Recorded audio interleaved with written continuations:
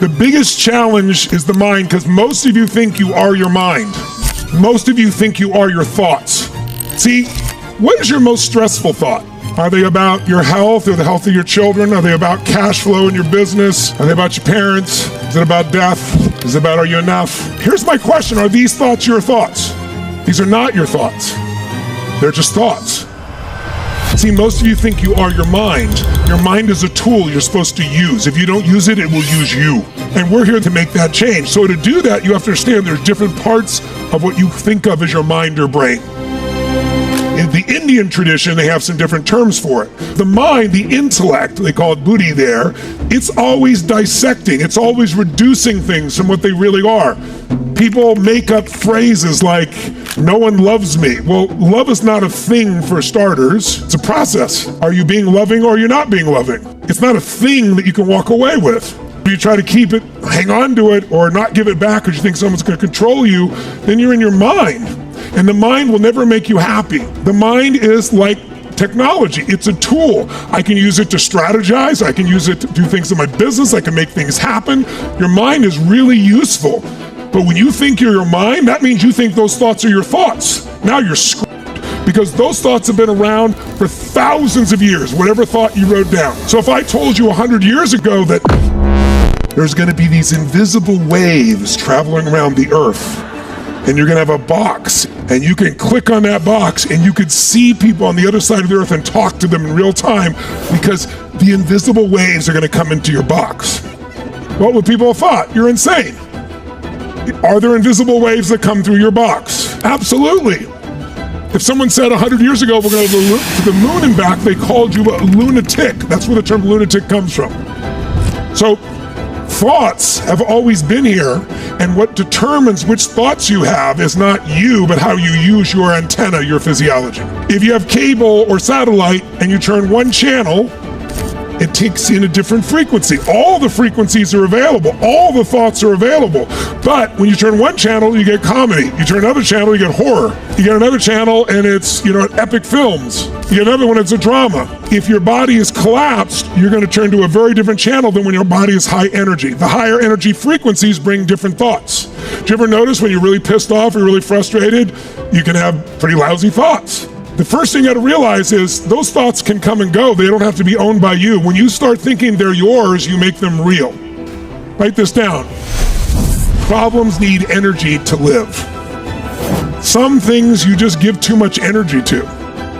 You don't have to even change them. You just don't have to give so much energy to it. So most of us are overachievers. We push through everything, yes, and there's some things you don't need to push through. You just need to stop giving them energy and they'll go away. So I can have a thought. I have all kinds of crazy thoughts. And I go, look at that crazy ass thought. I don't go, that's my thought. If it's my thought, it's me. If it's me, what do I got to do? Most of you think you are your mind. Now, the mind is useful, but the mind, jot it down, the human brain is always doing three things. It's distorting, deleting, and generalizing. What does that mean? In order to give you cognitive space, what we've learned to do is have shortcuts. I don't have to think things through in every possibility, so let me generalize. When this and this happens, that's what it means. That's really helpful in most cases. There's some cases where your generalizations are, that always happens in my relationship, and now you got problems forever, because once you start believing it, you'll make it happen. So if we want to have a different experience, we got to go beyond just the mind and distortion, deletion, and generalization. And we got to know that, have you ever heard somebody say, you always do that? And what's your first response? No, I don't. What the hell are you talking about? And you're right, you don't. You may even do it a lot, but you don't do it all the time. That's a generalization. Now, there's more than the intellect, though. There's also identity. Identity is we all have a way of defining ourselves. Some of you, I'm an overachiever. Some of you, I'm a lover. Some of you, I'm a spiritual being. Everyone has different ways of defining yourself, and you probably have multiple ways of defining yourself. But whatever way you define yourself, whatever categories you creates possibility and it creates limitations.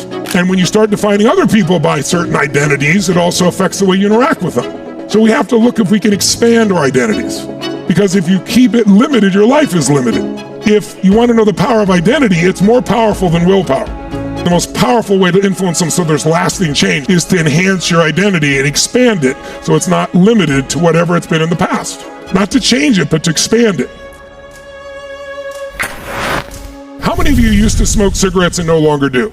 See, if I said, do you want a cigarette and you don't smoke, you're not going to say, what brand is it? You're going to say, no, I'm not a smoker. I'm not one of those. When you shift identity, it takes no effort whatsoever to stay consistent. Because write this down, the strongest force in the human personality is the need to stay consistent with how we define ourselves. If you are a person and you define yourself as a loser, you're going to find a way to lose. Because even though it's painful, it's who you are. Whatever it is that's your identity, it will control your entire life. And you already walked in with an identity, and my goal this week is to help you expand it massively so whatever was a limit isn't a limit anymore, and it's comfortable within you. With an expanded identity, you don't have to worry about it. You don't have to try anymore. It's just who you are. And when it's who you are, the game changes. When did you decide who you are? Most of those decisions were made a long time ago, and many have not been updated. Most of you would laugh at somebody using a phone from 10 years ago because it has no texting. You'd think, what a joke. Why would you use it? A computer from 20 years ago, you'd laugh. But most of you are using a model of the world that you designed, an identity you designed 10, 20, 30, 40 years ago. Identity is deeper than the mind. The third element is memory. And a lot of your decisions are based on memories, but your memories are myths. You know why I know that? Because I've dealt with tens of millions of people in every country in the world, and I can tell me the story of what happened, and I ask your mother or your brother or your girlfriend, and they'll tell me a different story. Both because we all perceive things differently through our five senses. Like somebody has a car accident, they interviewed 4 people, and often they get 3 different stories about what happened in the car accident. Most of you answer things through memory, but there are 2 parts of your brain. And there's the part of your brain known as the remembering self versus the experiencing self. The experiencing self is right here, right now, experiencing things. It doesn't have a bunch of expectations, it's just having the experience. So if we were here right now and there's a beautiful concert going on and somebody was playing this beautiful music and you're enjoying yourself, the experiencing self is enjoying it.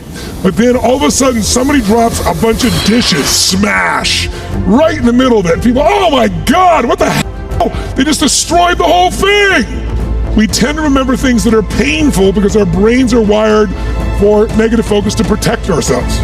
So they go, yeah, that concert wasn't so great. No, 99% of the concert was fucking awesome. But they'll remember that one thing. Much of what you remember has nothing to do with what actually happened. It's your brain trying to protect you through those memories. But I want you to know your memories change your history. The way you look at your history, whether you're a victim or a victor, that's an identity you develop, and often based on looking at your memories, not your actual experiences. And then finally, there is a 4th one that's talked about, at least in Indian terms. They call it chitta, but it's consciousness. How many believe there's a higher level of intelligence than you that at times has guided you in your life? How many feel like there's something more than you?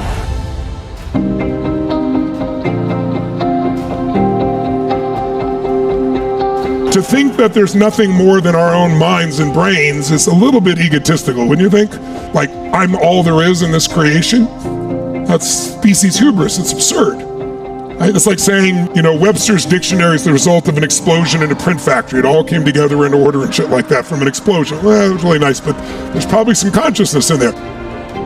I have this little thing that when I'm talking to somebody, there's several things that are going on. I look at them and I can know in seconds, and I want to give you my shortcut so you can use it for you. If you have emotional fitness, now I'm not talking about intellectual fitness or emotion, like, a lot of people have learned different styles of approaching, but fitness is a state of readiness, right? Not emotional intelligence. That's really nice. That's abilities. You can have the abilities and not use them. I don't give a shit about your emotional intelligence. I don't care about your capabilities. I care about what you're actually delivering. Who's with me on this? Say aye. That is like fitness, a state of readiness. Of course you have muscles. Are they ready? Have you trained them so that when they happen, you're able to use them?